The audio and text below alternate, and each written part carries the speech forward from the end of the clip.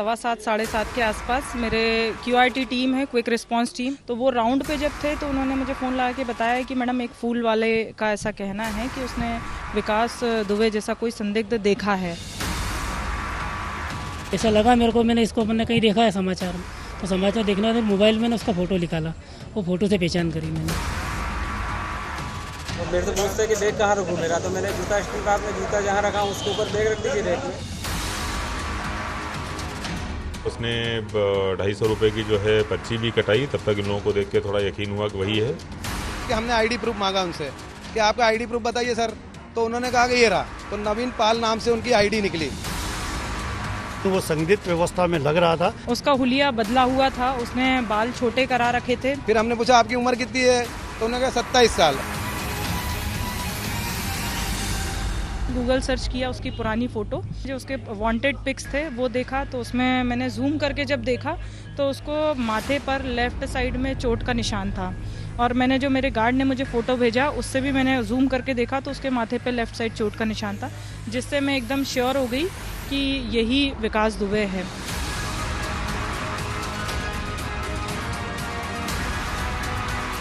ने स्वयं भी थाने पे जो है वो स्वीकारा था कि विकास दुबे है, और प्लस जो ट्रू कॉलर पे उसका मोबाइल नंबर है उससे भी विकास दुबे ही नाम दिख रहा था।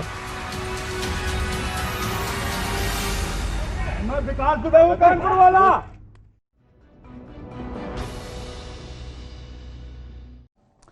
नमस्कार, मैं हूं शम्स ताहिर खान। 6 दिन और करीब 150 घंटे बाद किसी मुजरिम को लेकर हाल के वक्त की सबसे बड़ी तलाश आखिरकार खत्म हुई। कानपुर के बिकरू गांव से शुरू हुई कहानी का क्लाइमेक्स उज्जैन में महाकाल के मंदिर के बाहर हुआ। महाकाल मंदिर के अंदर और बाहर गुरुवार सुबह करीब 40 मिनट तक जो कुछ हुआ उसे अजब गिरफ्तारी कहिए या फिर गजब सरेंडर, दोनों ही सही होगा। तो सबसे पहले पेश है सरेंडर की शक्ल में गिरफ्तारी की पूरी कहानी।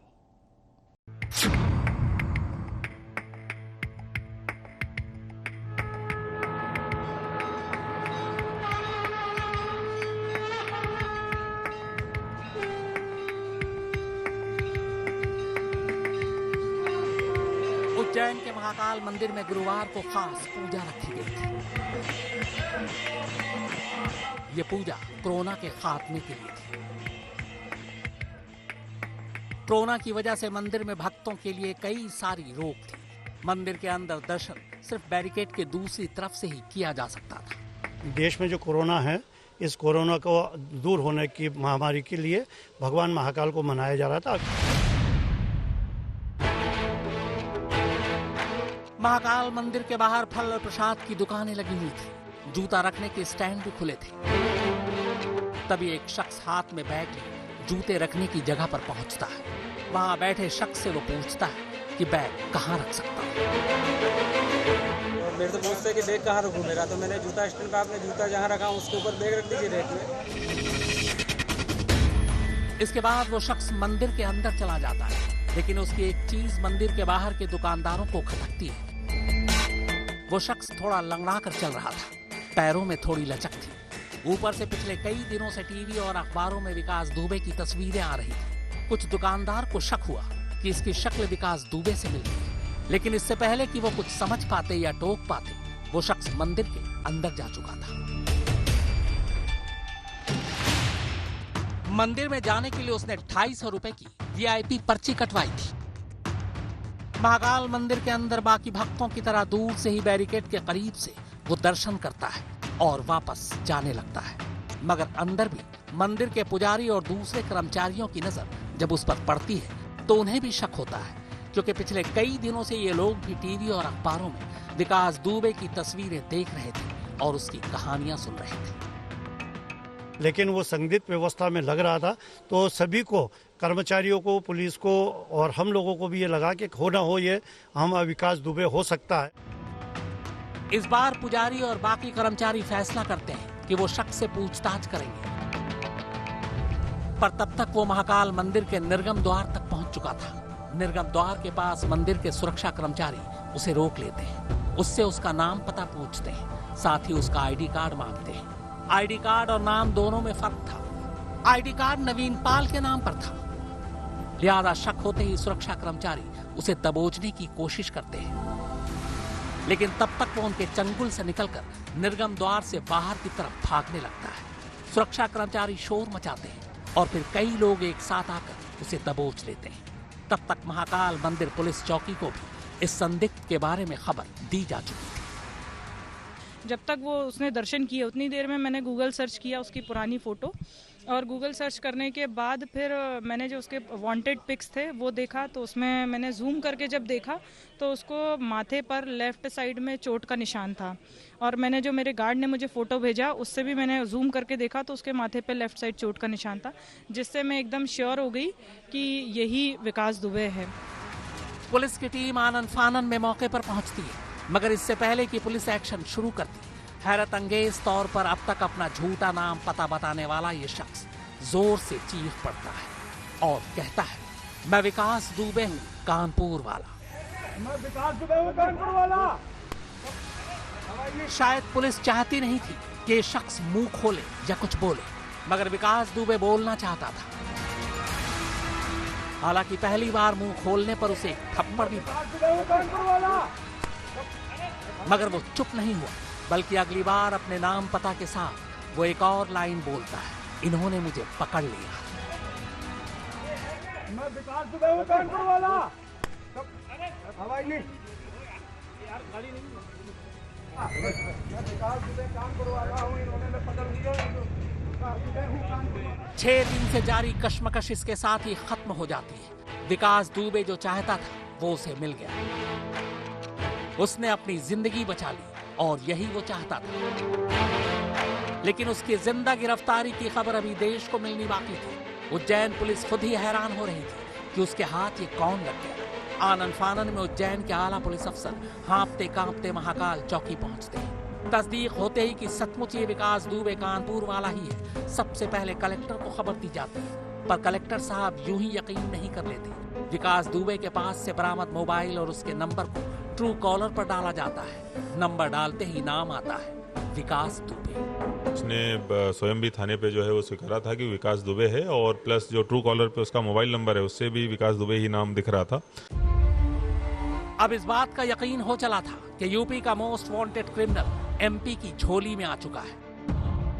खबर फौरन भोपाल पहुंची। गृह मंत्री ने मुख्यमंत्री को जानकारी दी। मुख्यमंत्री शिवराज चौहान ने अपने साथी मुख्यमंत्री योगी आदित्यनाथ को यह खुशखबरी दी। इसके बाद एमपी के गृह मंत्री पहली बार कैमरे पर आए और तब जाकर देश को पता चला कि 6 दिन से जो यूपी पुलिस को छका रहा था वो विकास दुबे कानपुर वाला उज्जैन में बड़ी होशियारी से खुद को गिरफ्तार करवाने में कामयाब रहा। दोपहर बाद लखनऊ से एसटीएफ की एक टीम उज्जैन पहुंच चुकी थी। ट्रांजिट रिमांड के लिए अदालत ले जाने से पहले एसटीएफ ने विकास दुबे से पूछताछ की। एसटीएफ सूत्रों के मुताबिक शुरुआती पूछताछ में विकास दुबे ने यह कबूल किया कि 2 जुलाई की रात बिकरू में पुलिस टीम पर जो हमला हुआ उसमें वो शामिल था। पूछताछ में यह भी पता चला कि हमले के बाद वो आग लगाकर तमाम सबूत को मिटाना चाहता था।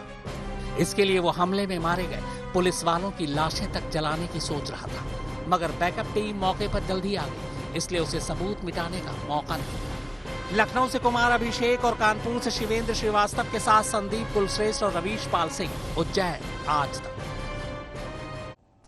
तो लखनऊ अभी दूर है, मगर एसटीएफ ने उज्जैन से ही पूछताछ शुरू कर दी। खबरों के मुताबिक विकास दुबे ने मौके से सबूत मिटाने और जलाने के लिए भारी मात्रा में पेट्रोल और डीजल तक का इंतजाम कर रखा था। खैर, वो जैसे जैसे मुंह खोलेगा बिकरू कांड का सच और पुलिस और नेताओं के साथ मिली भगत की कहानी सामने आती जाएगी। मगर आइए अब आपको बताता हूं कि आखिर विकास दुबे उज्जैन पहुंचा कैसे।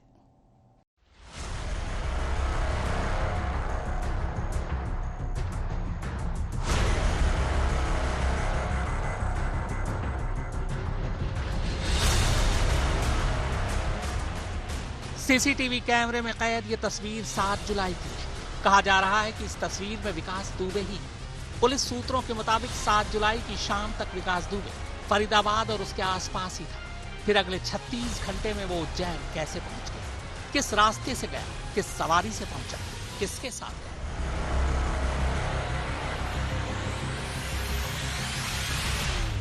ये मारुति ब्रीजा है, यूपी रजिस्ट्रेशन नंबर की गाड़ी है। नंबर है UP32KS 1104। गाड़ी के नंबर प्लेट पर लाल अक्षरों में हाई कोर्ट लिखा है। ये गाड़ी उज्जैन के संजीवनी होटल के बाहर देवास गेट पर पार्क हुई। यहाँ से महाकाल मंदिर की दूरी ज्यादा नहीं है। इस गाड़ी में सवार 2 लोगों के जो नाम सामने आए वो है मनोज यादव और तेज यादव। सबसे खास बात यह है कि ये गाड़ी और ये दोनों लखनऊ से यहाँ पहुंचे और वो भी बुधवार की रात। इन दोनों का कहना है कि वो महाकाल के दर्शन के लिए आए थे। इनमें से मनोज वकील। अब यहाँ 2 सवाल उठते हैं। क्या विकास दुबे इसी गाड़ी में इन दोनों के साथ उज्जैन पहुंचा और क्या उज्जैन में वकील मनोज यादव के जरिए वो जिला अदालत में सरेंडर करने की तैयारी कर रहा था? उज्जैन पुलिस इस गाड़ी को जब्त कर चुकी है और इन दोनों से पूछताछ भी चल रही है ताकि इस गाड़ी और इन दोनों का विकास दुबे के साथ कनेक्शन है या नहीं ये साबित हो सके। ये गाड़ी को कैसे आप लोगों ने ट्रेस किया और थाने तक लेके आए? ये अभी ट्रेस का तो अपराध से क्या संबंध है इसके बारे में तो वरिष्ठ अधिकारी जांच कर रहे हैं। संजीवनी होटल है यहाँ पर बस स्टैंड, वहाँ पर ये सामने खड़ी हुई थी गाड़ी। जब पता लगाया तो इसमें अपने मनोज यादव और तेज बहादुर यादव वकील हैं, ये लखनऊ से, ये श्योपुर में रुके हुए थे। श्योपुर के बाद यहाँ पर कल आए हैं कि ये ऐसी स्थिति आई है। इनकी गाड़ी यहाँ लेके इसकी तस्दीक कर रहे हैं, उनसे पूछताछ की जा रही है। अभी इसका क्या आगे है ये है ना वरिष्ठ अधिकारी जो आगे जांच कर रहे हैं उनसे पता लगेगा। देवास गेट थाने में हम मौजूद है जहां पे फिलहाल इस गाड़ी को रखा गया है। मारुति ब्रीजा है गाड़ी, ये है यूपी पासिंग है। और ये जो आप सामने तस्वीरें देख रहे हैं क्योंकि उस गाड़ी के साथ में है तो ये वो गाड़ी है और गाड़ी पे बाकायदा हाईकोर्ट का स्टिकर जो है वो यहाँ पे आप देख सकते हैं। ये यहाँ पे लगा हुआ है हाईकोर्ट का और यूपी 32 KS 1104 ये वो मारुति ब्रीजा गाड़ी है जो लावारिस हालत में खड़ी हुई थी उज्जैन के देवास गेट इलाके के एक होटल के बाहर। बताया जा रहा है कि जब ये गिरफ्तारी हुई विकास दुबे की तो उसके बाद पूरे उज्जैन में पुलिस ने एक अभियान चलाया ये देखने के लिए कि आखिरकार विकास दुबे उज्जैन पहुंचा तो वो पहुंचा कैसे, आया कैसे है, क्योंकि सार्वजनिक परिवहन तो पूरी तरीके से बंद है। वो यहाँ पहुंचा होगा तो जाहिर सी बात है निजी गाड़ी से पहुंचा होगा और इसीलिए जब हम यहाँ पर वो पुलिस ने जब यहाँ पे तफ्तीश शुरू की तो उज्जैन के देवास गेट इलाके में जहाँ पे हम खड़े हैं यहाँ पे कुछ ही दूरी पे थाने से ये गाड़ी खड़ी हुई थी। इस गाड़ी को पुलिस जो है टो करके अपने साथ लेकर के आई थाने में जब लेकर के आई तो 2 शख्स पुलिस के मुताबिक वो जानकारी जुटाते हुए थाने पहुंचे। उन्होंने खुद को लखनऊ का वकील बताया है। दोनों ही जो शख्स जिनको पुलिस ने यहाँ थाने के अंदर फिलहाल देवास गेट थाने में यहाँ पे बैठा रखा है उनसे बातचीत की। उन्होंने बताया कि उज्जैन वो घूमने आए थे। हालांकि लखनऊ में मौजूद वकील मनोज की पत्नी ने आज तक से कहा कि उनके पति का या उनके परिवार का विकास दुबे से कोई लेना देना नहीं है, न ही वो उसे जानते हैं। ये सब गलत है, ये सब गलत है। वो लॉयर एडवोकेट हैं लेकिन उसके लॉयर नहीं है। तो किसी तरीके से कोई कनेक्शन? जी नहीं, कोई कनेक्शन नहीं है। कोई कनेक्शन कोई नहीं है। आप बिल्कुल इस बारे में निश्चित हैं? जी। मनोज यादव जी से बात हुई आपकी? जी मेरी बात हुई है। क्या कह रहे हैं वो कह रहे हैं कोई कनेक्शन नहीं है। वो बता रहे हैं कि जांच चल रही है थाने में, अभी जांच हो जाएगी उसके बाद फिर उन्हें भी बिठा कर रखा गया है। उनको बिठा के रखा गया है, वो जांच चल रही है। आज तक को मिली जानकारी के मुताबिक विकास दुबे मंगलवार रात को ही फरीदाबाद से निकल चुका था। इसके बाद वो सड़क के रास्ते उज्जैन पहुंचा। फरीदाबाद से उज्जैन पहुंचने के लिए उसने जो रास्ता चुना वो ये था।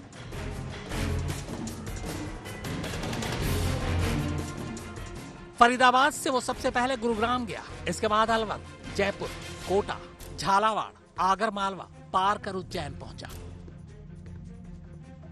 बुधवार की रात वो उज्जैन में ही था। उज्जैन में ही उसने रात गुजारी। हालांकि उज्जैन पुलिस के मुताबिक संजीवनी होटल में रजिस्टर पर 2 ही लोगों के नाम हैं जो बुधवार की रात यहां ठहरे थे, मनोज यादव और तेज यादव। पर उज्जैन पुलिस संजीवनी होटल और उसके आसपास के दूसरे होटलों से ये पता करने की कोशिश कर रही है कि विकास यादव बुधवार की रात कहां ठहरा था, किसी और नाम से तो नहीं ठहरा था। उज्जैन पुलिस के मुताबिक गुरुवार की सुबह विकास दुबे महाकाल के मंदिर में अकेला पहुंचा था। उसके साथ कोई साथी नहीं था। वो मंदिर तक ऑटो से आया था। चूंकि उसके हाथ में बैग था इसलिए ऐसा लगता है कि अगर रात को किसी होटल में ठहरा भी था तो सुबह उसने होटल छोड़ दिया, वरना वो बैग लेकर साथ नहीं घूमता। या फिर बहुत मुमकिन है कि वो उज्जैन में होटल की बजाय अपने किसी मददगार के ठिकाने पर ठहरा हो। चूंकि विकास दुबे कानपुर वाले का जुर्म का बही खाता कानपुर में ही है, लिहाजा उज्जैन पुलिस का उससे पूछताछ करने का कोई मतलब नहीं बनता। मगर उसके लोकल संपर्क का खुलासा करने के लिए करीब 6 घंटे तक उज्जैन पुलिस ने विकास दुबे से पूछताछ की। लखनऊ से कुमार अभिषेक और कानपुर से शिवेंद्र श्रीवास्तव के साथ उज्जैन से संदीप कुलश्रेष्ठ और रवीश पाल सिंह, आज तक। इन्होंने मुझे पकड़ लिया है। अपना नाम पता बताने के बाद विकास दुबे ने यही आखिरी लाइन कही थी। क्या यह लाइन यूपी पुलिस के लिए कटाक्ष थी कि देखो तुमने नहीं, इन्होंने मुझे पकड़ा है? सवाल यह है कि आखिर ऐसा क्यों हुआ कि तमाम दावों के बाद भी विकास दुबे शहर दर शहर दरदराता रहा और यूपी पुलिस बस उसके पीछे पीछे ही घूमती रही।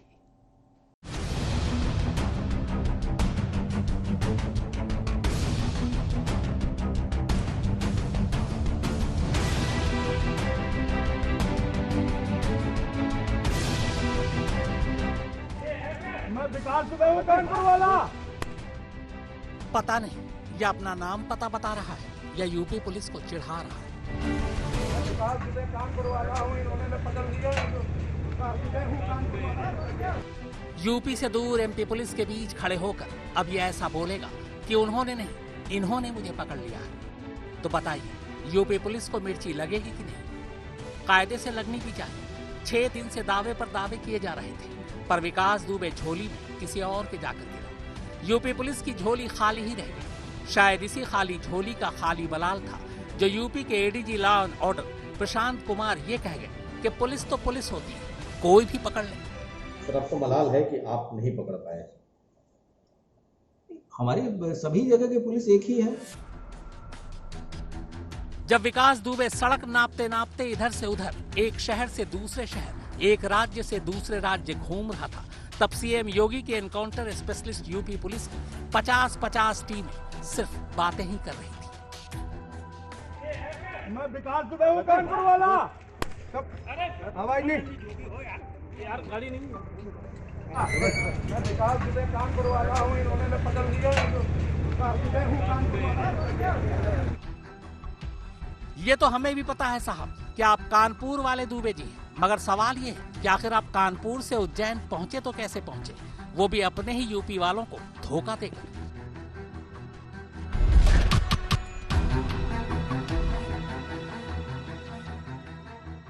पिछले 129 घंटों में करीब दर्जन भर शहरों और 5 राज्यों की सीमाओं को पार करके विकास दुबे कानपुर देहात के एक छोटे से गांव से उज्जैन तक जा पहुंचा। न जाने कितने बॉर्डर पड़े होंगे, न जाने कितने टोल नाके और न जाने कितने पुलिस चेक पोस्ट को पार किया होगा विकास दुबे ने। और पुलिस वाले सिर्फ आम लोगों की गाड़ियों की डिक्की ही खुलवाकर तलाशी लेते रह गए।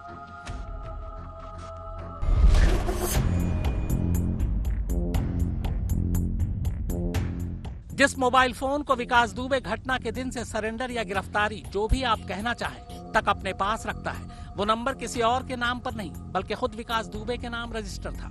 खुद अनजान नंबरों का पता लगाने वाली एप्लीकेशन ट्रू कॉलर पर भी वो नंबर विकास दुबे के नाम से ही आ रहा था। और तो और पुलिस लगातार उस नंबर को ट्रेस भी कर रही थी। अमूमन शातिर अपराधियों को पुलिस कार्रवाई का अंदाजा होता है, लिहाजा वो कोई भी कांड करने के बाद सबसे पहले अपना मोबाइल बंद कर देते हैं। विकास दुबे ने भी किया, मगर वो बीच बीच में इसे ऑन भी कर रहा था, शायद इसलिए कि वो खुद भी चाहता था कि पुलिस उसके कदमों के निशान देखते देखते उसके पीछे पीछे भागे और वो खुद पुलिस को चकमा देकर आगे आगे।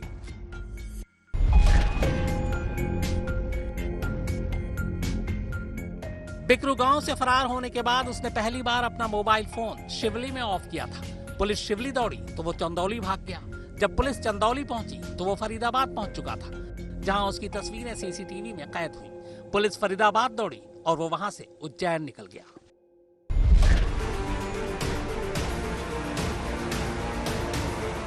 अगर आपको ये लग रहा है कि विकास दुबे गिरफ्तारी या एनकाउंटर के डर से यूं ही इधर उधर भाग रहा था, तो आप गलत हैं। दरअसल ये सब उसकी प्लानिंग का हिस्सा था। पहली चीज तो ये कि एमपी के शहडोल में विकास दुबे का ससुराल है, और दूसरी ये कि पिछले 15 सालों से विकास हर साल सावन में उज्जैन के महाकाल मंदिर में अपने पाप धोने जरूर जाता था। पुलिस को भी इसका इल्म था, मगर यूपी की स्मार्ट पुलिस अपनी ओवर स्मार्टनेस के चक्कर में आगे की प्लानिंग। तो हमारी खास पेशकश में फिलहाल इतना ही, मगर आज तक पर खबरों का सिलसिला लगातार जारी है।